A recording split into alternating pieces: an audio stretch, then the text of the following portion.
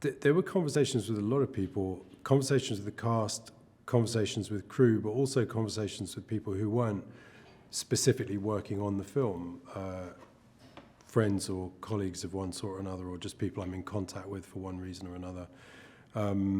I kind of think, I don't think there's many obligations that one really definitely has when sort of making a story and putting it out into the world. I think you can kind of tell a story about whatever you want to tell a story about. But there's something like an obligation to be thoughtful. And so I wanted to be thoughtful, but I also wanted other people to be thoughtful.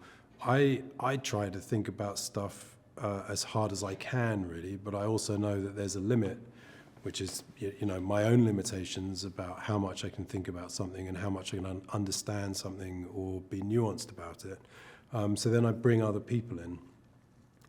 At the end of that process, in the final 2 weeks before shooting, that conversation then really became very, very focused on the cast. And that is partly about being thoughtful, but it's also something about how I like to make films. I'm not really a kind of auteur director who's saying, do this, do that.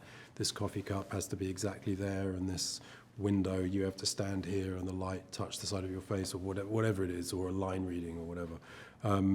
I kind of want the cast to be very involved in an organic way in the making of the thing, and so there's lots of reasons to listen to them. There's partly to listen to what they think their character should be doing, or the way their experience feeds into the story, as in their own experience feeds into the story, but also just anyway, giving them as much latitude to work and play and explore, and then fold that into the film. As much of that as possible, to me, is just, it's a good thing, or it's how I like to work.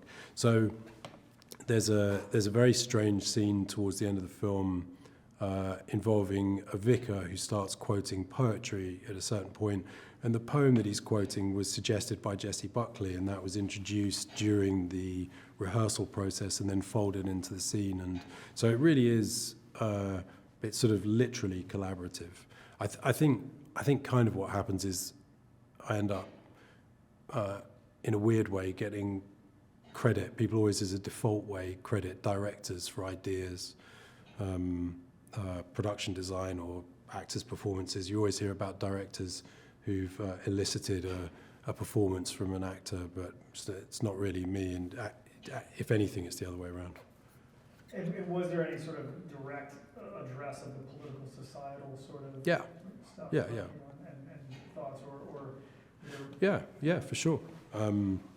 We talked about all of that in detail, but again, this is like a set of different perspectives and people adding their voice to a conversation, and none of them particularly have primacy over the other, but in a way, then what that group of people do is make the film, and to be too specific about the voice or too specific about the intent then removes the voice of the person who's watching the film to an extent, because it becomes, this is what you should be thinking at this moment.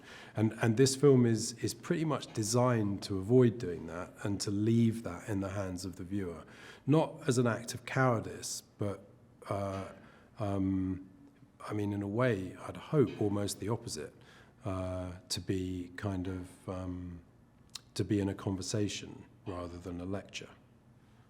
And then in that conversation, what does Jessie bring to that role, and what is it you like about her as an actor? Just a first-rate, top-class actor. Really, really smart, very open, very instinctive, very good instincts. She'll often say, let me try this, and then she'll do something which is really quite complicated and executed perfectly, and so you can trust her a lot.